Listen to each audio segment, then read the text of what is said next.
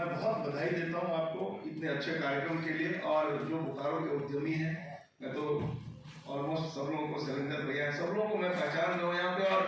और मुझे लगता है कि आखिर बोकारो के जो उद्यमी हैं उनके चेहरे पे मुस्कान कब आएगी, एक सवाल है ये। और ईडी वर्क साहब यहाँ बैठे हैं और मैं बार बार कई बार मैंने कभी भी ये अवसर मिला, इस प्रकार के कार्यक्रम में जाने का अवसर मिला, तो मैंने जरूर इस बात को कहा है कि जो हमारा उद्योग धंधा बोकारो का है, बोकारो में जो लगभग 500 के आसपास जो उद्योग, छोटे छोटे बड़े जो उद्योग हैं, छोटे मंझोले उद्योग हैं, उनके जो उद्यमी हैं उनके चेहरे पे मुस्कुराहट नहीं है। उनके चेहरे पे मुस्कान लाने की आवश्यकता, और इसमें बोकारो स्टील प्लांट की बड़ी भूमिका हो सकती है। और मुझे अच्छा लग रहा है कि जेम पोर्टल से आप लोग खरीदारी कर रहे हैं, तो मैं आपसे भी आग्रह करता हूं कि आप भी इस कंपटीशन में आइए और अपने क्वालिटी को बढ़ाइए, बढ़िया बनाइए, ताकि आपसे बोकारो स्टील प्लांट आपका खरीदार नहीं, दुनिया आपका खरीदार हो। तो मैं बोकारो स्टील प्लांट से के जो प्रबंधन के नेतृत्व करता है, अभी बैठे हैं तिवारी साहब, इनसे भी आग्रह करता हूँ कि जो बोकारो के इंडस्ट्रियल एरिया के जो इंडस्ट्रियलिस्ट हैं, इन पर विशेष कृपा दृष्टि आपकी रहे, क्योंकि ये आपके उद्योग, आपके स्टील प्लांट को देखकर ही इन्होंने जमीन खरीदी, अपनी पूंजी लगाई है। और इनके चेहरे पे अगर मुस्कुराहट आएगी तो बोकारो के चेहरे पे मुस्कुराहट आएगी, क्योंकि एक एक जो उद्यमी है इनके यहाँ 10, 20, 25, 50, 100, 150, 200 लोग काम करते हैं, तो उनके घर में भी रोजी रोटी, उनकी रोटी चले। देखिए, मोदी जी ने साफ साफ कहा कि मैं रोजगार दूंगा, उन्होंने कहा कि मैं रोजगार देने का काम करूंगा। अब लोग उसको अपने अपने तरीके से डिफाइन करते हैं। जो विपक्ष के लोग हैं उनका काम विरोध करना, उनका वो धर्म है, जो विरोधी है उनका काम है, धर्म है उनका विरोध करना। अब मोदी जी ने कहा कि मैं रोजगार दूंगा, वो कहते हैं कि आपने कहा था कि मैं सरकारी नौकरी दूंगा। तो ये तो मैं भी कहता हूँ कि सरकारी नौकरी आज के समय में सरकारी नौकरी हर नौजवान को देना संभव नहीं है। और मैं जब खुलेआम ये कहता हूँ, जब मैं एक गाँव गया था, मैं उस गांव का नाम नहीं लेना चाहता, मैं एक गांव गया था पिछले चुनाव के पहले, जो 19 वाले चुनाव के पहले गांव गया, और मैंने मुझे वहाँ नौजवान मुझे घेरा उन्होंने और कहा कि नौकरी की बात करने लगे, मुझसे नौकरी मांगने लगे मैडम। अब मैंने कहा कि मैं तो नौकरी दे नहीं सकता, मेरे पास नौकरी नहीं है भाई, मैं नौकरी नहीं दे सकता।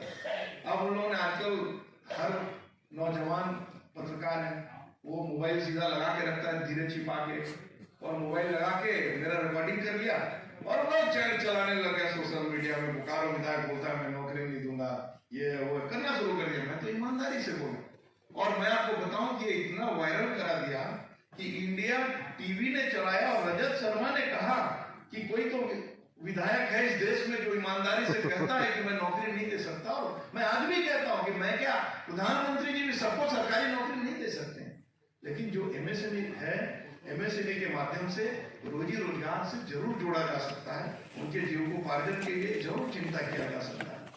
देखिए, मैं आपको एक और उदाहरण देता हूँ। समय है 5 मिनट ना, 2-3 मिनट है समय, निकल चुके हैं, उतना लंबा तो नहीं बोल सकता, मेरे कार्यक्रम में जाने पड़ेंगे। देखिए, मैं आपको एक उदाहरण दे रहा हूँ कि जब मैं 2014 के दिसंबर में बोकारो की जनता ने मुझे अपना स्नेह दिया, तो मुझे लगा कि आखिर बोकारो को चाहिए क्या, बोकारो को क्या जरूरत, बोकारो की जरूरत क्या है। तो मुझे लगा कि भाई 400 बोकारो जुड़ जाए, गांव शहर से जुड़ जाए, कम्युनिकेशन चाहिए, एक हम जोड़ दें। तो एक घर का पुल जाम रहता था हमेशा, जो लोग बोकारो के लोग हैं, मैंने कहा यार ये पुल ऐसा करूं कि जाम से मुक्ति मिल जाए।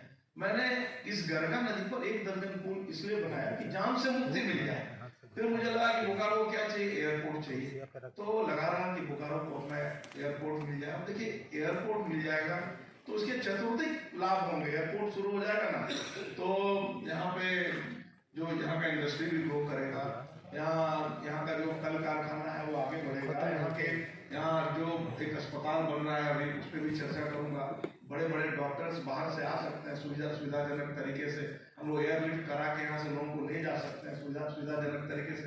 तो मैं इस पर काम करना शुरू किया, और मुझे कहते हुए अच्छा लग रहा है कि उस पर मुझे सफलता भी मिली, और बोकारो की जनता ने दोबारा भी मुझे अवसर दिया।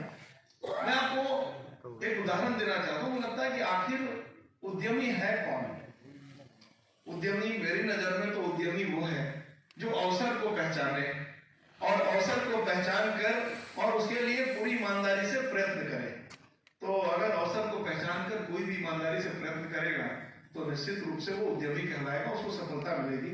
वो सिर्फ अपने लिए नहीं, अपने आसपास के लिए, अपने सोसाइटी के लिए, समाज के लिए, और यहाँ के जो बेरोजगार, मैं बार बार कह रहा हूँ, उनके लिए वो काम करेगा, निश्चित रूप से वो सफल होगा।